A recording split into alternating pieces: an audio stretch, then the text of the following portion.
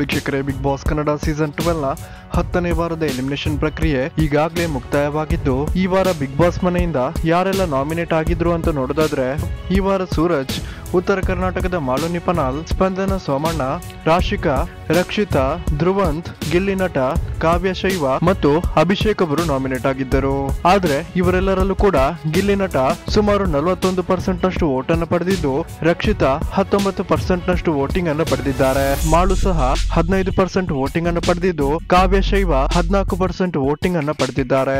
ಆದ್ರೆ ಅತಿ ಕಡಿಮೆ ವೋಟ್ ಪಡೆದು ಬಾಟಮ್ ಲಿಸ್ಟ್ ನಲ್ಲಿ ಇದ್ದವರು ಯಾರು ಅಂದ್ರೆ ಅದು ರಾಶಿಕಾ, ಸ್ಪಂದನ ಸೋಮಣ್ಣ, ಸೂರಜ್, ಅಭಿಷೇಕ್ ಅವರು ಆಗಿದ್ದು, ಇವರಲ್ಲಿ ಅತಿ ಕಡಿಮೆ ವೋಟ್ಗಳು ಬಿದ್ದು ಅಭಿಷೇಕ್ ಶ್ರೀಕಾಂತ್ ಅವರು ಬಿಗ್ ಬಾಸ್ ಮನೆಯಿಂದ ಎಲಿಮಿನೇಟ್ ಆಗಿದ್ದಾರೆ. ವೀಕ್ಷಕರೇ, ನಿಮ್ಮ ಪ್ರಕಾರ ಅಭಿಷೇಕ್ ಬದಲು ಯಾರು ಎಲಿಮಿನೇಟ್ ಆಗ್ಬೇಕಿತ್ತು ಅನ್ನೋದನ್ನ ಕಮೆಂಟ್ ಮಾಡಿ ತಿಳಿಸಿ. ಹಾಗೇನೆ ಯಾರಿಗೆಲ್ಲ ಗಿಲ್ಲಿ ನಟ ಅಥವಾ ರಕ್ಷಿತಾ ಇಷ್ಟ, ಈ ವಿಡಿಯೋಗೊಂದು ಲೈಕ್ ಮಾಡಿ ಮತ್ತು ಇಷ್ಟು ಜನ ಕಂಟೆಸ್ಟೆಂಟ್ ಗಳಲ್ಲಿ ನಿಮ್ಮ ನೆಚ್ಚಿನ ಕಂಟೆಸ್ಟೆಂಟ್ ಯಾರು ಅನ್ನೋದನ್ನ ಕಮೆಂಟ್ ಮಾಡಿ ತಿಳಿಸಿ.